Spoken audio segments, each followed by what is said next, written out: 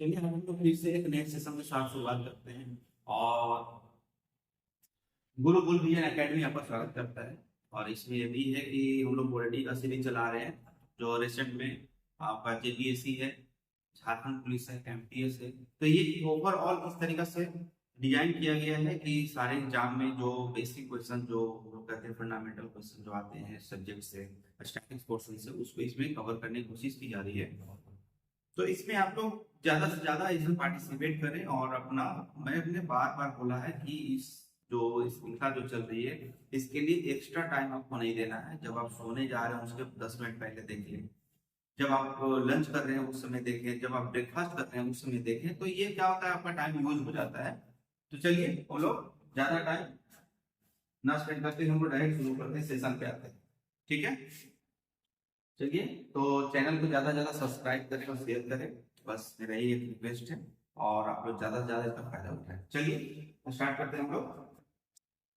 लिख रहा है, उस देश का नाम बताएं जिसने संशोधन के लिए प्रक्रियाओं की संवैधानिक, ठीक है, संवैधानिक सुविधाओं को भारत में उभार लिया। ठीक है, संवैधानिक सुविधाओं का, ठीक है, संवैधानिक सुविधाओं को संशोधन, जैसे क्या कहते हैं कि भारतीय संविधान में आर्टिकल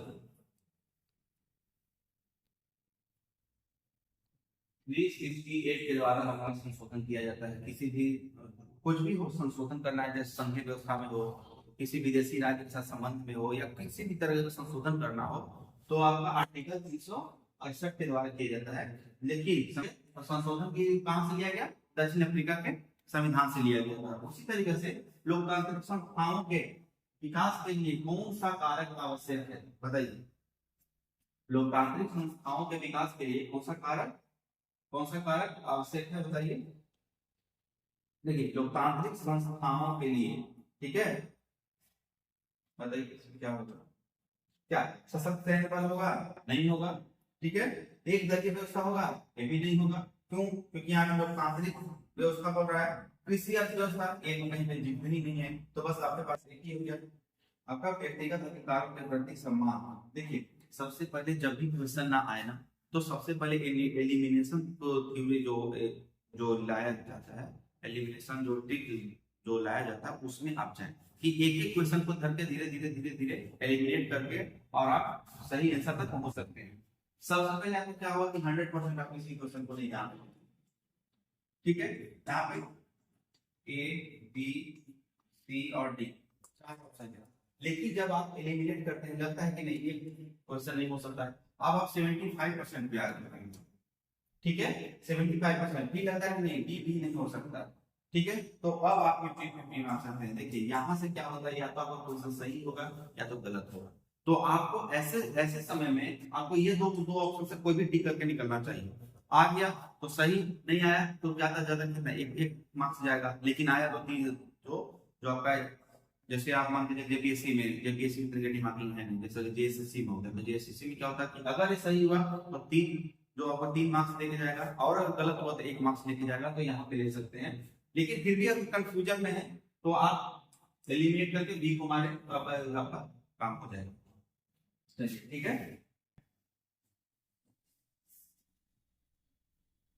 चलिए हम लोग आगे आगे क्वेश्चन पे आते हैं। देखिए इसमें क्या बोला गया है,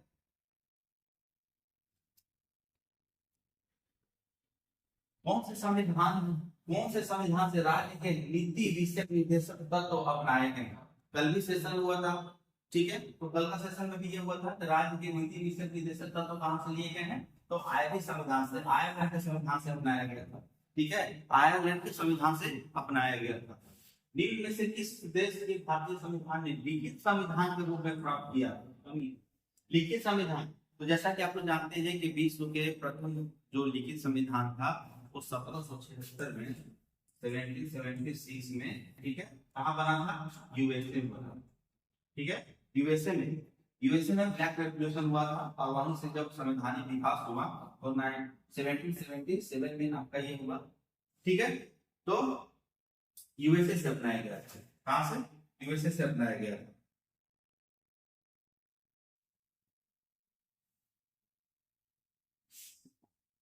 ठीक है, यूएसए से। आगे क्या है आपका कि देखिए भारत में संविधान की उद्देशिका में धर्मनिरपेक्ष शब्द को संविधान द्वारा जोड़ा गया था। धर्मनिरपेक्ष शब्द कब जोड़ा गया था? कल बताया था कि 42वां संविधान संशोधन में, ठीक है, तब 1976 में जोड़ा गया था। ठीक है, 42वां संविधान संशोधन द्वारा जोड़ा गया था। आगे देखें आप लोग, प्रस्तावना की कौन सी विशेषता में कहा गया है कि किसी भी सह नागरिक के साथ गौण व्यवहार नहीं किया जाना चाहिए? ठीक है, इसमें बोला गया है कि प्रस्तावना की कौन सी विशेषता में कहा गया है कि किसी भी नागरिक के साथ गौण व्यवहार नहीं किया जाना चाहिए। देखिए आपका ऑप्शन होगा ए में आपका होगा न्याय, दूसरा में अधिकार, ठीक है,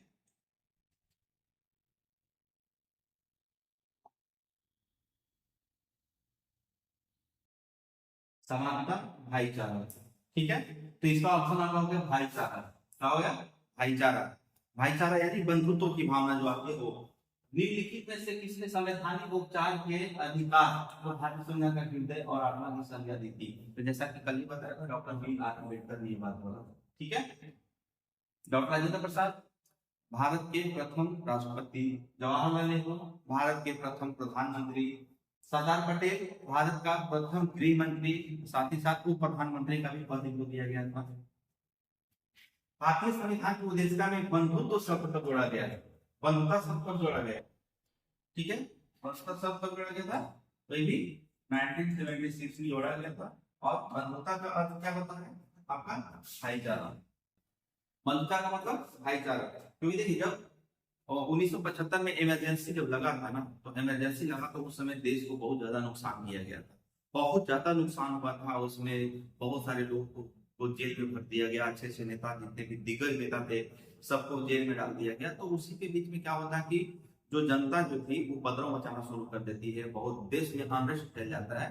तो इसी को देखकर इंदिरा गांधी जब स्वर्ण सिंह समिति बनाया था, तो उस समय और जब आपका मौलिक कर्तव्य जोड़ा गया था, तो उसी समय एक प्रस्ताव लाके जोड़ा गया कि इस जो एक अनरेस्ट पैदा हो जाता है बीच में, और एक दूसरे को लोग जो एक दूसरे का दुश्मन बन जाते हैं। और लेकिन भारत क्या है? भारत धर्मनिरपेक्ष राज्य है। धर्मनिरपेक्ष राज्य के साथ साथ होते हुए यहाँ पे भाईचारा है, तो भाईचारा पहले से जोड़ा नहीं गया था, तो उसी को भी बंधुत्व के रूप में इसको जोड़ा गया। भारत के संविधान के ऊपर सबसे अधिक प्रभाव निम्नलिखित में से किसका माना जाता है? बताइए, एक क्वेश्चन रिपीट हुआ है।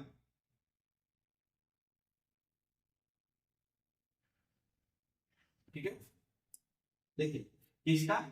आपका भारत सरकार अधिनियम 1935। निम्नलिखित में से कौन सा एक भारतीय संविधान की मुख्य विशेषता नहीं है? ठीक है, नहीं है। कल भी बताया था कि नहीं है, नहीं है, बस मार्क करें लगातार। जैसे कि अल्पतंत्र की विशेषता नहीं है, अल्पतंत्र यहाँ पे नहीं है। ठीक है, चलिए, इनमें से कौन सा भारत को एक सेकुलर राज्य के रूप में वर्णित करता है? सेकुलर राज्य के रूप में वर्णित कौन करता है बताइए? सेकुलर राज्य के रूप में, सेकुलर धर्मनिरपेक्ष। ठीक है, यहाँ पे सेकुलर है, इसको हम लोग हिंदी में देख जानिए,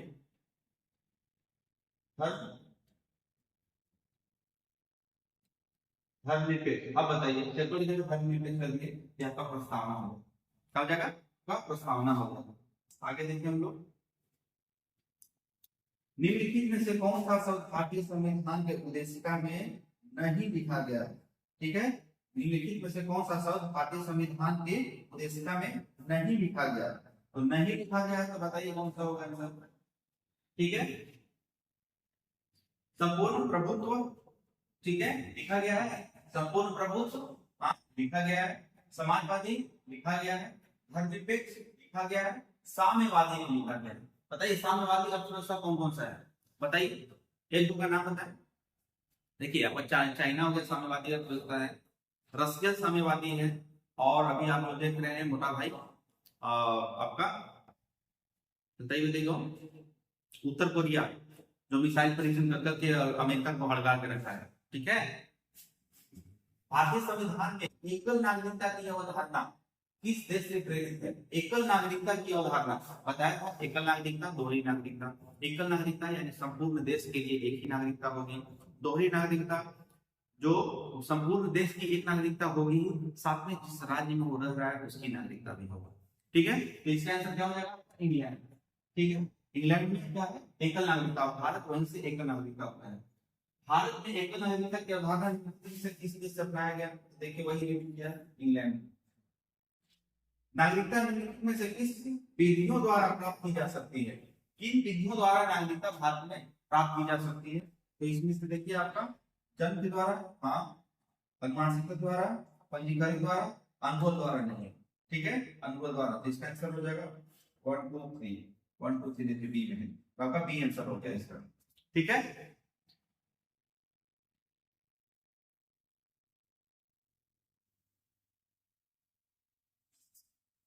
आगे क्वेश्चन देखते हैं। भारतीय संविधान की प्रस्तावना में उल्लिखित ना न्याय, न्याय किस रूप में स्वीकारा गया है? न्याय किस रूप में स्वीकार किया गया है? तो आपका हो गया राजनीतिक न्याय, आर्थिक न्याय, सामाजिक न्याय, यानी सभी हो जाएगा इसका। ठीक है, आर्थिक न्याय, राजनीतिक, आर्थिक, सामाजिक। अब यही व्यक्ति आपको बता देता हूँ कि देखिए राजनीतिक और सामाजिक अगर ये दोनों आ जाए तो आपका न्याय नहीं, यहाँ पे अधिकार, यहाँ पे अधिकार बढ़ती है, अधिकार। ठीक है, तो अगर सबको काटकर हम लोग अधिकार जोड़ देते हैं तो राजनीतिक और सामाजिक अधिकार आपका फंडामेंटल राइट में आ जाएगा। फंडामेंटल राइट यानी कि भाग 3 आर्टिकल 12 से 35। तो यहाँ पे राजनीतिक अधिकार और सामाजिक अधिकार ये कहाँ पे आ जाएगा? अगर अधिकार की बात करें तो आपका फंडामेंटल राइट यानी कि मौलिक जो मूल अधिकार जो है संविधान में भाग 3 आर्टिकल 12 से 35 इसमें। और अगर राजनीतिक और आर्थिक अधिकार आ जाएगा, ठीक है, राजनीतिक अधिकार और आर्थिक अधिकार तो आपका डीपीएसपी में आ जाएगा। ठीक है, नीति निर्देशक तत्व में आ जाएगा। और नीति निर्देशक तत्व में कौन सा? भाग 4 आर्टिकल हो गया आपका 36 से 51। ठीक है, तो ये दो चीज याद रखें। तो न्याय की बात की जाती है राजनीतिक, आर्थिक और सामाजिक न्याय किसमें है? तो आपका प्रस्तावना में, प्रस्तावना में। लेकिन अगर वही राजनीतिक अधिकार, सामाजिक अधिकार आ जाए फंडामेंटल राइट हो जाएगा। आर्थिक आर्थिक और राजनीतिक अधिकार आ जाए तो टीपीएसपी हो जाएगा। आगे नागरिकता प्राप्त करने के लिए शर्तें निर्धारित करने वाला संसदीय निकाय कौन सा है? ठीक है, तो नागरिकता कौन करेगा? संसद। ठीक है, नागरिकता किसमें है? तो ये भाग 2 संविधान के भाग 2 में है और अनुच्छेद 5 से 11 तक। ठीक है, याद रखें नागरिकता का है, नागरिकता भाग 2 में है, अनुच्छेद 5 से 11 तक है। ठीक है, और ये नागरिकता देने का काम, नागरिकता समाप्त करने का काम किसका है? आपका कपल संसद का है। याद रखिए किसका है? संसद का। कोई व्यक्ति भारतीय नागरिक नहीं होगा यदि वह, ठीक है, देखिए हम लोग भारत के नागरिक हैं, तो हम लोग भारत की नागरिकता कब समाप्त हो जाएगी? तो चलिए उस ऑप्शन देखते हैं हम लोग। देखिए विदेश में 5 वर्ष से अधिक रह रहा हो तो नहीं, ऐसा नहीं होगा, क्योंकि विदेश में लोग जाकर 10 साल 20 साल रह रहे हैं तो उससे कोई दिक्कत नहीं है, तो ये आपका नहीं होगा। विदेशी न्यायालय द्वारा दंडित किया गया हो तो नहीं, अगर विदेश में जाके अगर आप अपराध कर देते हैं तो क्या वहां पर दंडित किया जाएगा? क्या आपकी नागरिकता खत्म हो जाएगी? नहीं, बल्कि आपको सरकार साथ देगी वहां पे, वहां से लाने में। ठीक है, दूसरे देश में रोजगार स्वीकार कर चुका हो नहीं। देखिए आज भी देखा जाता है कि भारत में सबसे ज्यादा रेमिटेंस कहां से आता है? तो आपका विश्व में सबसे ज्यादा रेमिटेंस कहाँ आता है? तो भारत में आता है, यानी कि विदेश में लोग काम करके सबसे ज्यादा पैसा कहाँ भेज रहे हैं? तो इंडिया भेज रहे हैं। दूसरे स्थान पे कौन है? आपका चाइना, उसके बाद मैक्सिको है। ठीक है, तो देखिए इसमें क्या है? आपका सी आंसर होगा, स्वेच्छा से दूसरे देश की नागरिकता ग्रहण कर चुका होगा। और जब नागरिकता ग्रहण कर चुका होगा तो भारत से उसकी नागरिकता समाप्त हो, स्वतः समाप्त हो जाएगी। भारतीय संविधान के निम्नलिखित में से किस अनुच्छेद में अस्पृश्यता का अंत किया गया? ठीक है, अंत किया, समाप्त किया गया। तो आर्टिकल देखिए, आर्टिकल 14 समानता के, समानता का अधिकार। आर्टिकल 14 में क्या बोला गया है? समानता का अधिकार। ठीक है, आर्टिकल 18 क्या क्या है? उपाधियों का,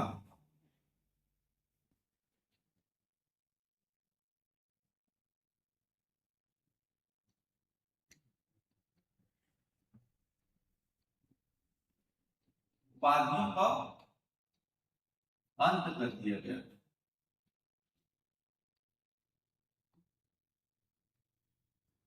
ठीक है, उपाधियों का अंत कर दिया गया, जैसे कि पद्म श्री उपाधि दिया गया। ठीक है, तो जैसे पहले होता राजा, महाराजा धीराज।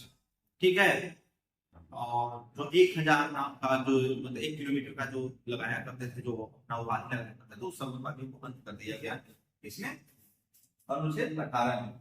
अनुच्छेद ये क्या हुआ आपका? आपका वाक, वाक एवं अभिव्यक्ति की स्वतंत्रता इसे दिया गया है। वाक एवं अभिव्यक्ति की स्वतंत्रता, बताइए कितना? कुल आर्टिकल 19 में कितनी स्वतंत्रताएं हैं? अभी 6। कितनी है? 6। पहले जब देश आजाद हुआ था तो कितनी थी? 7। लेकिन यहाँ पे संपत्ति का अधिकार को हटा दिया गया, संपत्ति के अधिकार को हटा के कानूनी अधिकार दे दिया गया। ठीक है,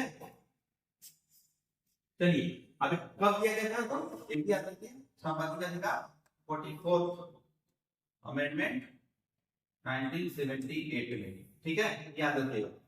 दोहरी नागरिकता अधिनियम से किसकी विशेषता है? दोहरी नागरिकता किसकी विशेषता है? बताइए। संघीय सरकार का। याद रखिएगा, संघीय सरकार यहाँ भी है, भारत में संघीय सरकार है, लेकिन यहाँ पे क्या है? फेडरेशन। ठीक है, जैसे यूएसए में जाएंगे तो आपको वहां बोला गया है फेडरेशन ऑफ स्टेट्स। ठीक है, फेडरेशन ऑफ स्टेट कहाँ पे है? यूएसए में। यहाँ संघीय सरकार है, यहाँ दोहरी नागरिकता है। लेकिन अगर इंडिया का बात करें तो यहाँ पे क्या बोला गया है? India that is union of state, union of state, राज्यों का संघ, राज्यों का संघ बोला गया है। इसकी संघीय व्यवस्था यहाँ का दूसरे टाइप से है और यूएसए में दूसरे तरीका का है। आगे देखते हैं हम लोग।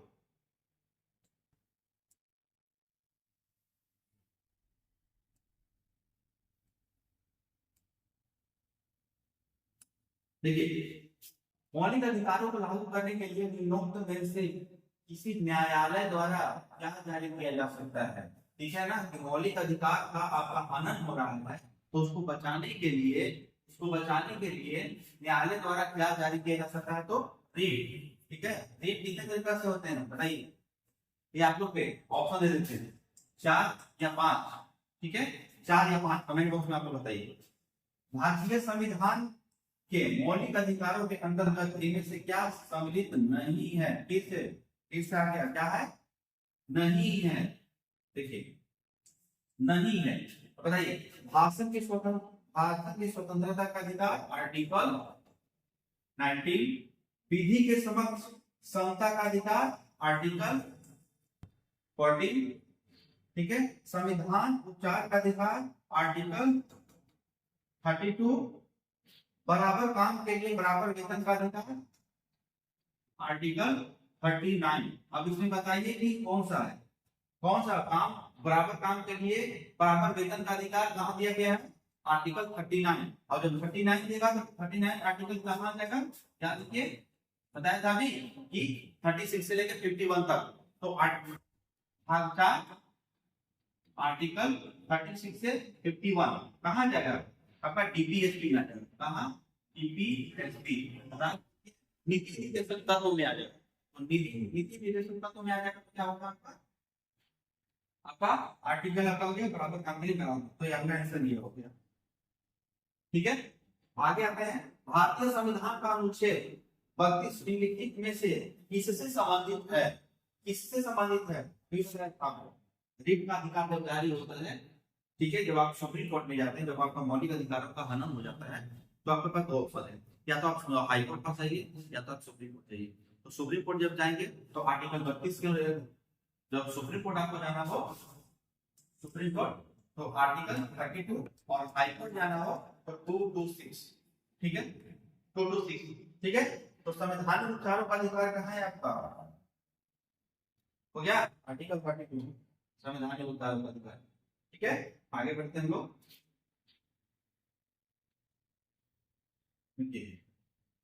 तो देखिए इस तरीका से हम लोग जो अपना क्लासरूम जो डिजाइन किए है ना, जो अपना क्लासरूम जो प्रोग्राम चल रहा है, तो उसमें इस तरीका से है कि इस तरीका से आपको कॉन्सेप्ट एक एक कॉन्सेप्ट इस तरीका से बैठा जाएगा। जैसे कि जो बोलते हैं ना कि लोग बोलते हैं कि आईएएस हो या बीसीएस हो, वहां पे कॉन्सेप्ट चलता है, बाकी सारे एग्जामिनेशन में फैक्चुअल डिटेल चाहिए। तो देखिए फैक्ट्स आप याद कर लेंगे 10 दिन 15 दिन, महीना दिन, एक महीना बाद भूल जाएंगे, लेकिन उसी को अगर कॉन्सेप्ट के रूप में देखा जाए, हाँ जरूर है कि आईएएस बीसीएस जब भी वो सब पढ़ते हैं तो बहुत ज्यादा डीप में जाना पड़ता है, उसका होलिस्टिक अप्रोच होता है। फिर सपोज कीजिए कोई भी टॉपिक हुआ तो उसका सामाजिक, आर्थिक, सांस्कृतिक, राजनीतिक हर एंगल को देख के एक क्वेश्चन को निकाला जाता है। लेकिन आपका जो वनडे एग्जाम होता है इसमें वैसा नहीं है, इसमें वैसा नहीं है। बट लेकिन अगर आपको जैसा कि मैंने बताया, आपको क्वेश्चन देखिए, जैसे ये क्वेश्चन है, देखिए एक क्वेश्चन के वजह से देखिए आप लोगों को कितना क्वेश्चन आप लोगों को देखने को मिलेगा, कितना क्वेश्चन आपको मिलेगा। ठीक है, देखिए क्वेश्चन देखने के लिए आपको एक क्वेश्चन यहाँ था, देखिए आर्टिकल 19 में क्या है, 14 में क्या है, आर्टिकल 32 में क्या है, आर्टिकल 39 1 2 3 4 5 6 7 8 9, यानी कि आपका यहाँ से 9 क्वेश्चन आपका यहाँ पे तैयार हुआ। अब ये 9 क्वेश्चन जो है ना वो आपके दिमाग में, आपके जहन में जाकर घुस जाएगा। और इस तरीके से एक कॉन्सेप्ट होता क्या है, यही कॉन्सेप्ट होता है, एक क्वेश्चन निकले उसी क्वेश्चन से हमको 4-5 क्वेश्चन बन जाए, बस यही कॉन्सेप्ट है। और बस वो जो 4-5 क्वेश्चन जब आपका दिमाग में जाकर मर्ज करेगा तो वही आपका आउटपुट निकलेगा, और एग्जाम में जब ऐसा क्वेश्चन आएगा तो आपको डील करने में ना छुट्टी का फील हो जाए। बस यही होता है और कुछ नहीं होता है। और हमारा जो कोचिंग संस्थान है ना इसी पे काम करने के लिए है। ठीक है, इसी पे काम करना है कि बच्चों को ज्यादा से ज्यादा कैसे याद करवाया जाए। ठीक है, देखिए आगे क्या है, निम्नलिखित में से कौन सा मौलिक अधिकार नहीं है, मौलिक अधिकार नहीं है। देखिए आपको पता है समानता का अधिकार, आर्टिकल 14 में, स्वतंत्रता का अधिकार आर्टिकल 19 में कितनी स्वतंत्रता दी गई है, दी गई है। शोषण के विरुद्ध अधिकार, शोषण के विरुद्ध अधिकार पर संपत्ति का अधिकार, बताइए संपत्ति का अधिकार पहले आर्टिकल कितना में था, आपका 31 में था, लेकिन अब इसको 300 आर्टिकल 301 कर दिया गया है, ठाक लिया गया है। तो संपत्ति का अधिकार ले क्या कब, तो हाँ सॉरी 78वां संविधान संशोधन द्वारा 1973। ठीक है, तो 76वां संविधान संशोधन में 1976 में 42वां संविधान संशोधन हुआ था। ठीक है, 42वां संविधान संशोधन हुआ था। ठीक है, उसी तरीके से आपका यहाँ पे 44वां, देखिए 44th अमेंडमेंट हुआ आपका 1978 में हुआ। ठीक है, तो उसमें एक हटा दिया गया आर्टिकल 31 से।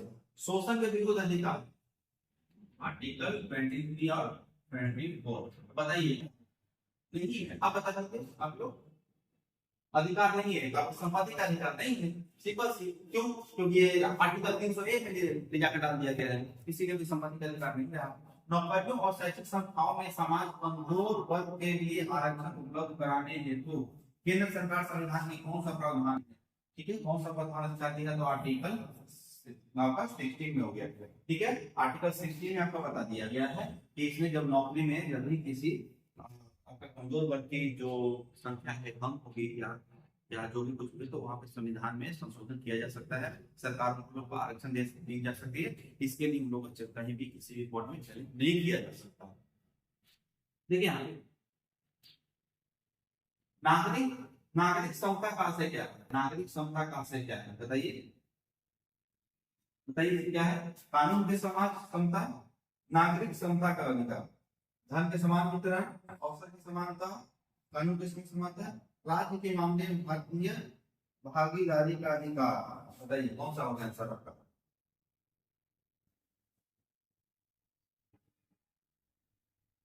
ठीक है, नागरिक समता, यहाँ पे आपका ऑप्शन क्या हो जाएगा, आपका डी हो जाएगा। राज्य के मामले में भागीदारी का समान अधिकार, ठीक है, तो आपका आंसर होगा। यहाँ पे आपका अवसर की समता होगा, लेकिन अवसर की समता कहाँ दिया गया है, जैसे आर्टिकल 14 दिया, आर्टिकल 14 में समानता का अधिकार दिया गया है, उसे आर्टिकल 39 में दिया गया है। तो यहाँ पे इसका डी आंसर हो जाएगा।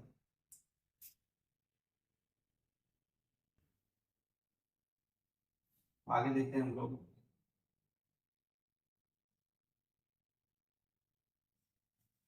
देखिए, निम्नलिखित में से कौन सा अधिकार एक राजनीतिक अधिकार है? राजनीतिक अधिकार है, राजनीतिक अधिकार है, बताइए। स्वतंत्रता का अधिकार, मौलिक अधिकार क्या? चुनाव लड़ने का अधिकार, कानून के समान, समता का अधिकार, जीवन का अधिकार। बताइए राजनीतिक अधिकार कौन सा है आपका? चुनाव लड़ने का अधिकार आपका राजनीतिक अधिकार है। बाकी का क्या है? वो फंडामेंटल राइट। ठीक है। निम्नलिखित आधारों में से वह कसौटी कौन सी है, कौन सी है जिस पर संविधान के अनुच्छेद 15 में राज्य भेदभाव वर्जित नहीं करता है? बताइए किस पे, किस पे बताइए? आर्टिकल 50, आर्टिकल 50 में भाषा होगा, सेंसर भाषा होगा, इसके द्वारा भेदभाव नहीं किया जाएगा। ठीक है। जन्म स्थान, जाति, जाति, इस पे आपका किया जा सकता है। ठीक है।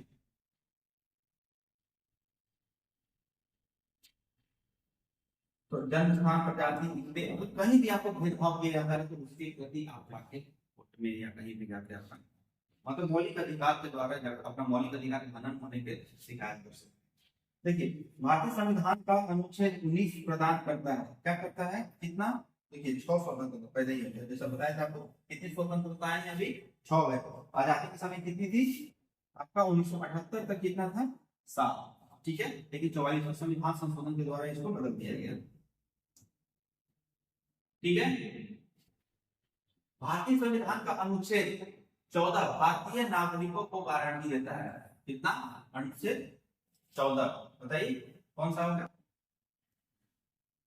कानूनों की समान सुरक्षा, कानून के समान संभाग। ठीक है, ये हो गया। ठीक है। देखिए ये आंसर आपका हुआ, लेकिन इससे भी देखिए ज्यादा क्लोज आंसर आपका डी है, तो इसका आंसर डी हो जाएगा आपको। ठीक है। कानून के सामने समता और कानून की समान सुरक्षा, ये देखिए बहुत बड़ा कॉन्सेप्ट है। ये जब लोग क्लासरूम प्रोग्राम करेंगे तो इसमें हम लोग अच्छा से समझेंगे कि ये क्या, इन दोनों का मतलब क्या है। दोनों का मतलब बहुत डीप में और बहुत अच्छा से समझा सकते हैं, तो इसमें समझाया जाएगा आपको। देखिए इसका आंसर कौन सा होगा? डी होगा।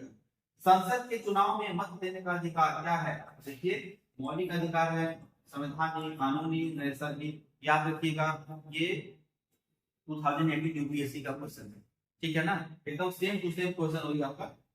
आपका यहाँ पे दिया है चुनाव का अधिकार क्या है, तो चुनाव देने का कौन सा अधिकार है। तो यहाँ पे इसके पहले जब देखेंगे अलग अलग आंसर, मौलिक अधिकार मिलेगा, कानूनी अधिकार, नैसर्गिक अधिकार। लेकिन जब 2018 का यूपीएससी का जब क्वेश्चन का आंसर रिलीज किया गया, उस समय संवैधानिक अधिकार दिए गए, तो ये मौलिक अधिकार दिए गए। हाँ, संवैधानिक अधिकार दिया गया, और उसके बाद संवैधानिक अधिकार दिया गया तो इसके बाद क्या होगा? जितने भी हम क्वेश्चन आंसर सेट हो रहे हैं उसमें यही बनाया जा सकता है। ठीक है। आगे देखते हैं हम लोग।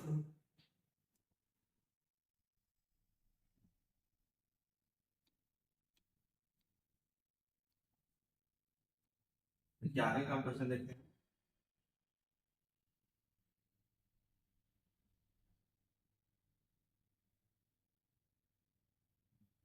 आगे क्वेश्चन है आपका, भारत के मूल अधिकार किस अधिकार के माध्यम से सुनिश्चित किए गए? ठीक है। जो मूल अधिकार है इस माध्यम से सुनिश्चित किया गया है, मतलब उसको निश्चित किया गया है कि आपका मौलिक अधिकार का हनन नहीं किया जाएगा, आपका मौलिक अधिकार का हनन नहीं होगा। तो किससे किया गया है? तो देखिए संवैधानिक अधिकारों का अधिकार। ठीक है। जब भी आपका अधिकार का हनन किया जाएगा, आप आर्टिकल जैसे बताया था आपको, आर्टिकल 32 और आर्टिकल 226। ठीक है। सुप्रीम कोर्ट, हाई कोर्ट, आप जहां जा सकते हैं और संवैधानिक अधिकारों का अधिकार के मामले में आप वहां पे गुहार लगा सकते हैं। निम्नलिखित में से कौन सा मूल अधिकार नहीं है?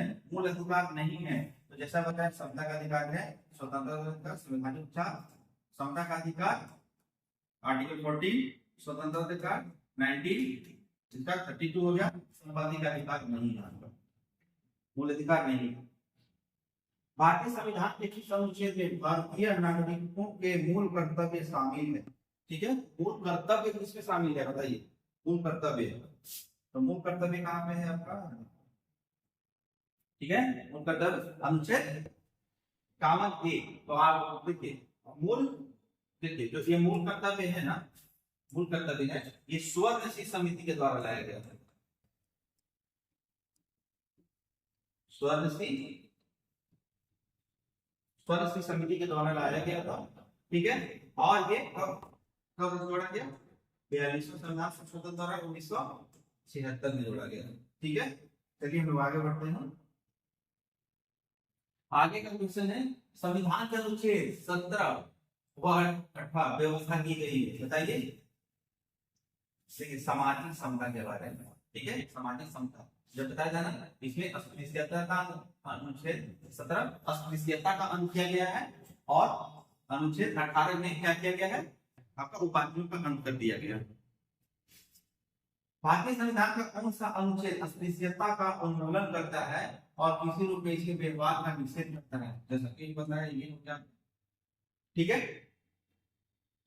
आर्टिकल 70 भारतीय संविधान के अनुच्छेद 17 में उत्पन्न किया गया है, किसका, अस्पृश्यता का, अस्पृश्यता का अंत किया गया, ठीक है। आगे देखते हैं हम लोग।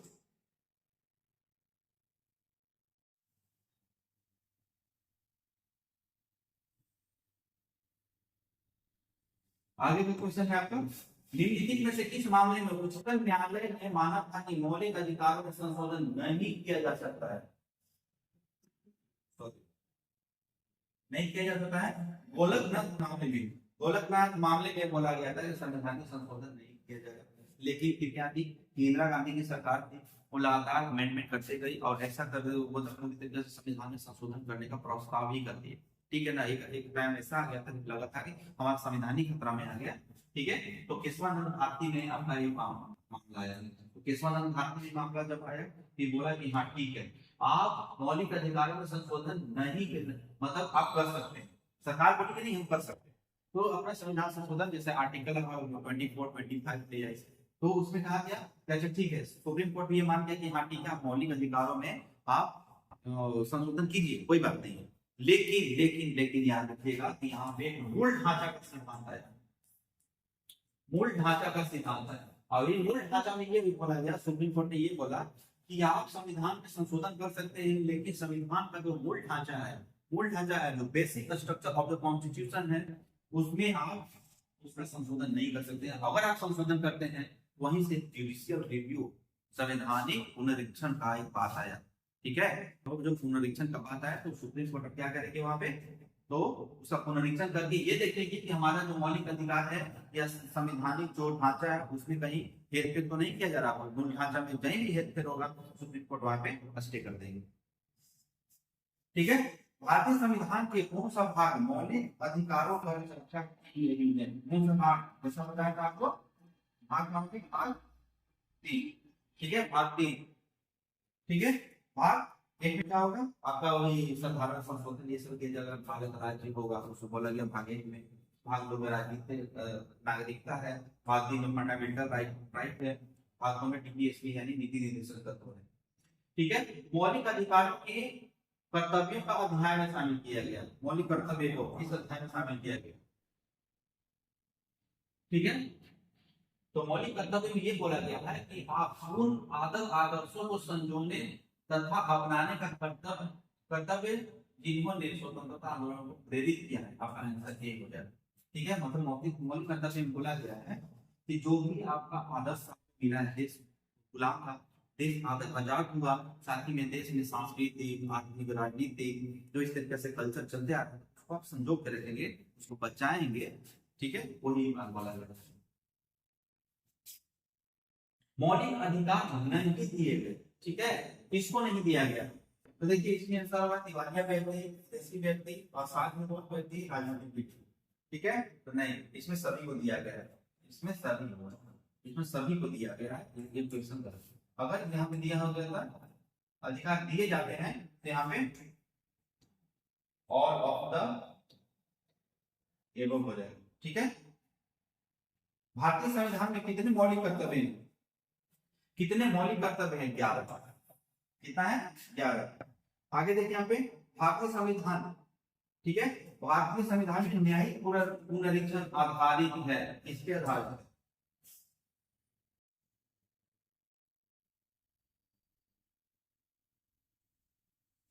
भारतीय संविधान में न्यायिक पुनरीक्षण आधारित है, इस पे विधि सम्मत पर विधि की समय प्रक्रिया, विधि द्वारा स्थापित प्रक्रिया, आपका ऑप्शन सी हो जाएगा, विधि द्वारा स्थापित प्रक्रिया। ये कब आया था? सबसे पहले आया था मेनका गांधी केस में, आर्टिकल 21 में आया है, तो यहीं पे आया था मेनका गांधी केस में सबसे पहली बार आया था, ठीक है ना। निम्नलिखित में से कौन सा मौलिक अधिकार केवल भारतीय नागरिकों को उपलब्ध है? केवल भारतीय नागरिकों को उपलब्ध है, इसका ऑप्शन सी हो जाएगा, धर्म जाति वर्ग लिंग जन्म स्थान के आधार पर भेदभाव से सुरक्षा, यानी कि धर्म जाति वर्ग लिंग जन्म स्थान के आधार पे आप उसको भेदभाव नहीं कर सकते हैं, ठीक है। ये क्या है? जब हम लोग क्लासरूम प्रोग्राम पढ़ेंगे तो वहां पे हम लोग देखेंगे कि यहाँ पे किस तरीका से इसको इसका है, क्योंकि इसमें कम से कम 10 मिनट का टाइम लगेगा, उसमें जब एक बार आपको समझा दिया जाएगा तो आप कभी भूलने वाले नहीं, ठीक है। निम्नोक्त मौलिक अधिकारों में से डॉक्टर बी आर अम्बेडकर ना किसे संविधान का हृदय नहीं रहना, आर्टिकल 32 को बोला गया था, ठीक है, इसको आर्टिकल 32 को बोला था।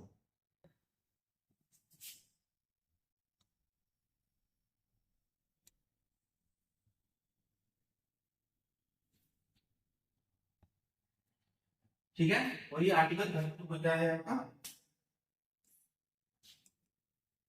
32 में, आर्टिकल 32, ठीक है।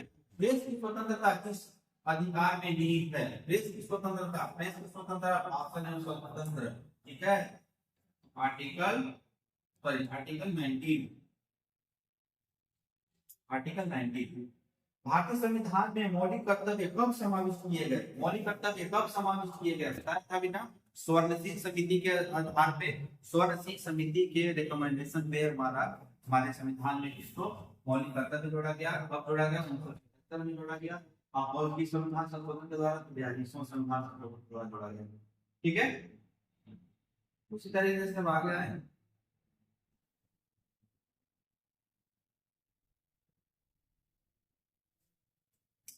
आपका है निम्न में से कौन सा भारत के संविधान द्वारा प्रदत्त मौलिक अधिकार है? क्या है? मौलिक अधिकार है। देखिए, मौलिक अधिकार, शासन का अधिकार, संपत्ति का अधिकार, सूचना का अधिकार, समानता का अधिकार, बताइए। संविधान द्वारा प्रत्याभूत मौलिक अधिकार है कौन सा?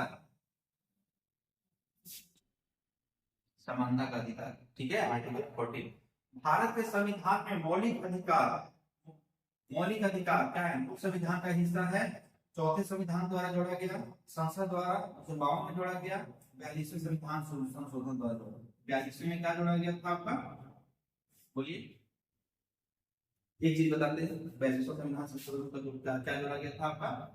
मौलिक कर्तव्य जोड़ा गया था, ठीक है, 42वें मौलिक कर्तव्य जोड़ा गया। तो 42वें संविधान संशोधन में आपका क्या जोड़ा गया? आपका संपत्ति का अधिकार को फंडामेंटल राइट से हटा दिया गया और उसको एक कानूनी अधिकार बना दिया गया। तो इसलिए क्या होगा? पूर्ण संविधान का हिस्सा था, ठीक है। उसी तरह निःशुल्क शिक्षा के कुछ सीमाएं हैं, इसमें वर्णित किया गया है, ठीक है, किसमें वर्णित किया गया है? मौलिक अधिकार की गारंटी के रूप में यहाँ पे क्या किया है? सीमाओं के साथ इसको अंगीकृत किया गया है। तो फ्रेंड, आज हम लोग 50 क्वेश्चन का जो ये सीरीज सीखा जो चल रही थी, उसमें हम लोग 50 क्वेश्चन आज किए, और आशा करते हैं कि आप लोग इसका अच्छे से लाभ उठा रहे होंगे। और जैसा कि बताया कि आपका क्लासरूम प्रोग्राम शुरू हो चुका है, और यहाँ पे जो भी झारखंड पुलिस DSC SSC की क्लासेस शुरू हो चुकी है, तो आप आए यहाँ पे रोल कराएं और अच्छे से अच्छा ये शिक्षा का अपने अंदर ग्रहण करें, जिससे क्या होगा कि आपका एग्जाम में बहुत ज्यादा हेल्प होगा। और हमारा जो संस्थान है वो इसी के लिए डेडिकेटेड है, और डेडिकेटेड है तो आप आए यहाँ पे उसका लाभ उठाएं, ठीक है। तो चलिए, आप लोग जो भी पढ़ा रहे हैं, जो अभी संविधान पॉलिटी का जो सेशन चल रहा है 50% का, इसको ज्यादा से ज्यादा शेयर करें ताकि ज्यादा से ज्यादा लोग इसका लाभ उठा सकें। तो चलिए, हम लोग अब सेशन यहीं पे समाप्त करते हैं। चलिए, ऑल द बेस्ट।